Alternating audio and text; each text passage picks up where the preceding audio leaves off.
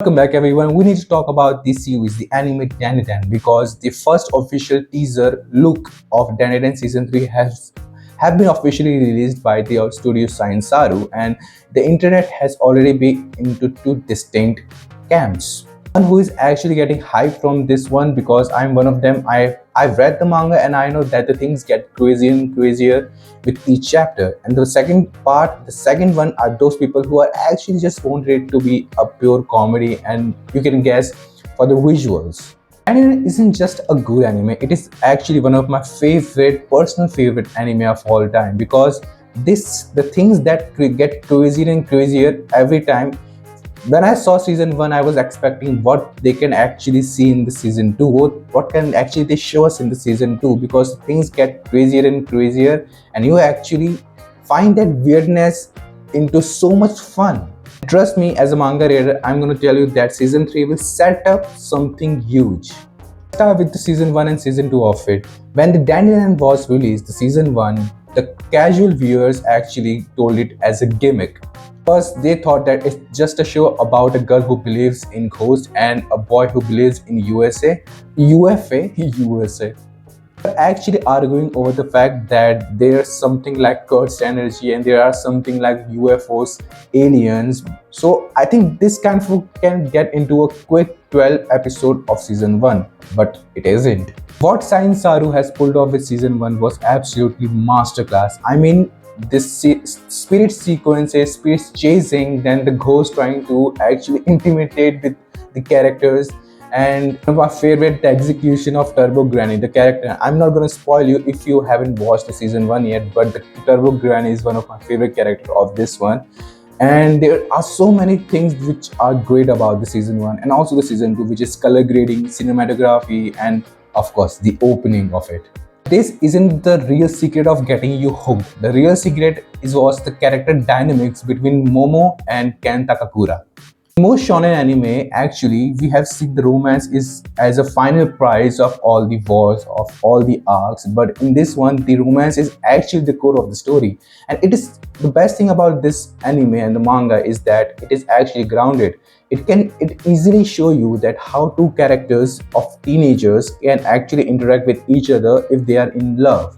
This show is just isn't about the fighting or being the fighting the extraterrestrial being. It's about how they will fight those creatures and will they actually make it home for the dinner.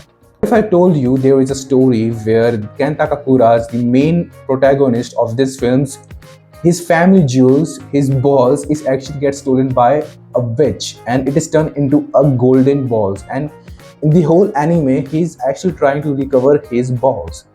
Would you be interested in watching such an anime? I was not, but until I watched it, you know what? This was an actually genuinely fun. There are so many elements in this one, and it will actually keep you hooked. Just not over the fact that the story is completely weird, but over the fact that though it is weird, but it is so much fun to watch it. Everything has its flaw, and this one has its one of its flaw. I think one of the major bad thing about this one, it was actually the season 2, where it was actually not kind of a good pacing. In the Curse House arc, when you saw the introduction of the Gigi and the Evil Eye, it was so fast forward. There was not a moment where you can feel that you are actually watching a real introduction of a character and the build-up of him. One point you are actually laughing at the bizarre absurdity, and the other point you are actually going into tragic story which just punches you in the gut. If you thought that the season 2 was actually taking a minute for finding its rhythm compared to the premier season 1, then you aren't crazy, because I was also feeling that kind of stuff.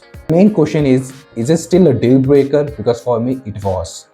And if you're an anime and manga fan, and you don't want to get spoiled for everything, then actually I will prefer you might leave from here, because right now I'm going to spoil what you can expect from season 3. And this time season 3 is going to actually adapt Space Globalist Arc. Scales goes actually intergalactic. I mean, if you have thought that the witches and the spacecraft, all the aliens were actually just a minor problem for them, then you have to think about that. We are actually stepping into the full-scale invasion arc. invasion arc, and actually this time you can actually expect a bit of more of high high science fiction kind of a thing. Bamora and the kaiju suit, that the thing that you have seen at the end of the season 2, we will get actually the background story of Bamora, the kaiju one, and it is one of the most heartbreaking story of this manga and anime. The season 3 will actually force into a awkward moment where all the characters will be teaming up to fight against the alien invasion. That's it. I mean, I didn't spoil much, but I can actually give you a hint for it. Now, why Dandadan is one of my favorite personal anime of all time? Because this anime doesn't take itself seriously, but at the same time, it respects the audience intelligence. A lot of shonen manga and anime falls into two traps. They actually falls into one of the distinct pattern where they just want to go dark and dark into the action, and there is no fun. And the other part, they are so gimmick that at one point you will say, we have seen the story so many times, and it is actually kind of getting boring. Dandadan doesn't do that. I mean, there is fun, there is so much fun, but at the same time you go to the alien invasion, alien expansion, which expansion, there are so much sequences where which is actually running for something. I cannot tell you, but I know what I'm telling you right now. It is very much unpredictable. I mean, anything can happen anytime, and the characters apart from this, the main one, are so weird, but you enjoyed them. I mean, if I bottom line, season 1 was actually the groundwork, season 2 was actually expanding the lore, and season 3 will actually going to be a blockbuster. Let me know in the comments what are your theories over the Dandadan season 3, and like and subscribe.